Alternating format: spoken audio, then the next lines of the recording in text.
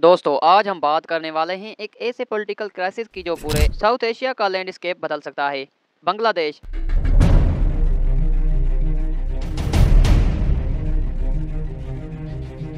जहां पर शेख हसीना वाजिद की पॉलिटिक्स ने एक नया टर्न लिया और फिर एक अनएक्सपेक्टेड ट्विस्ट, अफ्रीका का young bold leader Ibrahim Traore का नाम इस सिनारियो के अंदर डिस्कस होना शुरू हो गया। कैसे, क्यों, ये पूरा सीन समझना जरूरी है। बांग्लादेश की प्राइम मिनिस्टर शेख हसीना वाजिद एक बहुत ताकतवर लीडर, कई साल तक मुल्क उनके कंट्रोल में रहा, लेकिन जब पावर बहुत ज्यादा कंसंट्रेट हो जाए तो क्रैक्स शुरू हो जाते हैं। अपोजिशन ने उन पर अलेज्ड ह्यूमन राइट्स वायोलेशन का इल्जाम लगाया, इनफोर्स्ड डिसअपीयरेंसेस का इल्जाम, जुडिशरी को प्रेशर में लेने का इल्जाम, और इवेंचुअली कोर्ट्स ने उनके खिलाफ मल्टीपल लीगल एक्शंस इनिशिएट किए। इस दौरान एक ड्रामेटिक डेवलपमेंट हुई। शेख हसीना वाजिद के खिलाफ अरेस्ट वारंट इशू हुआ, मीडिया एक्सप्लोड हो गया, आम लोग shock, opposition celebrate and government panic mood में। कोर्ट ने उनको कंटेम्प्ट चार्ज में भी कन्विक्ट किया। ये एक सिंबॉलिक ब्लो था, क्योंकि जिस लीडर को अनटचेबल समझा जाता था वो अब लीगल सिस्टम के रेडार में आ चुकी थी। बांग्लादेश की स्ट्रीट्स पर प्रोटेस्ट भड़कने लगी। स्टूडेंट्स, वर्किंग क्लास, अपोजिशन सब गुस्से में।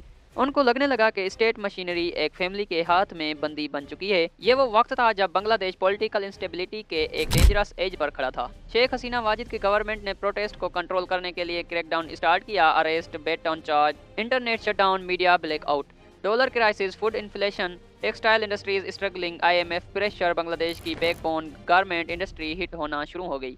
US, EU, human rights group सब ने प्रेशर बिल्ड किया। बांग्लादेश को कहा गया कि डेमोक्रेटिक नॉर्म्स फॉलो करो वरना सैंक्शंस भी लग सकते हैं। यानी बांग्लादेश जो एक वक्त इकोनॉमी सक्सेस स्टोरी था, अब एक पॉलिटिकल एंड इकोनॉमिक मेल्टडाउन की तरफ जा रहा था।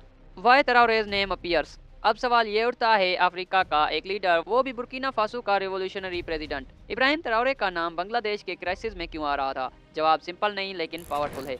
इब्राहिम ट्राओरे दुनिया भर में एक सिंबल बन चुका है। Anti colonial leader, young revolutionary, western interference का ओपन क्रिटिक, नेशनल सॉवरेंटी का चैंपियन, साउथ कोऑपरेशन का प्रोमोटर। बहुत सारे एशियन और मुस्लिम यूथ ने ट्राओरे को एक होप मॉडल के तौर पर देखना शुरू कर दिया है, स्पेशली बांग्लादेश में। बांग्लादेश के स्टूडेंट्स, एक्टिविस्ट, इवन कुछ पॉलिटिकल ग्रुप ने कहना शुरू किया, हमें भी ट्राओरे जैसा लीडर चाहिए जो फॉरेन प्रेशर को इग्नोर करे, अपने मुल्क को इंडिपेंडेंट बनाए, करप्ट इलाइट को चैलेंज करे। यानी ट्राओरे एक नैरेटिव का हिस्सा बन गया, एक आइडियल लीडर जैसा। बुर्किना फासो ने बांग्लादेश के साथ कुछ ट्रेड एंड टेक्सटाइल डिस्कशंस शुरू किए। ट्राओरे की गवर्नमेंट का विजन क्लियर है, अफ्रीका एंड एशिया के डायरेक्ट कोऑपरेशन बिना वेस्टर्न इंटरमीडियरीज के। ये मॉडल बांग्लादेश के अंदर बहुत लोगों को इंस्पायर कर रहा था। जब ट्राओरे स्पीचेस देता है वो कहता है, no more western control, no more exploitation, resources belong to the people. Bangladesh के प्रोटेस्टर्स ने उनके कोट्स यूज किए। पोस्टर्स पर लिखा जाता था, be like Traore, stand for the people.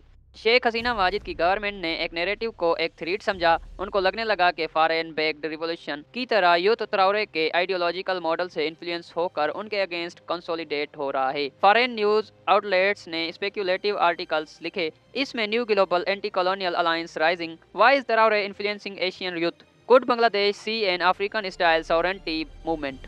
यानी ट्राओरे का नाम बांग्लादेश के पॉलिटिकल डिबेट का हिस्सा बन गया, बिना वहां फिजिकली मौजूद हुए। लोगों ने शेख हसीना को ओल्ड गार्ड समझा, ट्राओरे को न्यू जनरेशन का फेस। बांग्लादेश के यूथ ने कहा, हम भी IMF वेस्ट इलाइट कंट्रोल से निकलना चाहते हैं। ट्राओरे ने ये बोल्ड स्टेप लिया, हम भी ले सकते हैं। बांग्लादेश के प्रोटेस्ट्स के स्लोगन्स में भी ट्राओरे का नाम यूज हुआ। इसका मतलब था, we want a fresh start, we want sovereignty. Traore ने कुछ भी डायरेक्टली बांग्लादेश में नहीं किया, लेकिन उनकी ideology, speeches and revolutionary style Bangladesh के क्राइसिस में एक साइकोलॉजिकल फोर्स बनकर एंटर हो गया। तो दोस्तों ये था पूरा सीन, शेख हसीना वाजिद के पॉलिटिकल डाउनफॉल का बैकड्रॉप, बांग्लादेश में पब्लिक आउटरेज, और फिर एक अफ्रीकन रिवॉल्यूशनरी लीडर का अनएक्सपेक्टेड सिंबॉलिक रोल। दुनिया पॉलिटिक्स बदल रही है, सिंबल्स पावरफुल हो रहे हैं और यूथ उनकी सिंबल्स को फॉलो कर रही है जो उनको होप एंड करेज देते हैं। बांग्लादेश का क्राइसिस अब सिर्फ बांग्लादेश का नहीं रहा, ये एक ग्लोबल आइडियोलॉजिकल शिफ्ट का हिस्सा बन चुका है। एंड इस शिफ्ट के सेंटर में एक नाम जरूर सुना जा रहा है, इब्राहिम ट्राओरे। उम्मीद है आप सबको हमारी वीडियो पसंद आई होगी। वीडियो को सब्सक्राइब कर दें, बेल आइकन जरूर दबाएं ताकि आने वाली हर वीडियो सबसे पहले आप तक पहुंच सके। Thank you so much.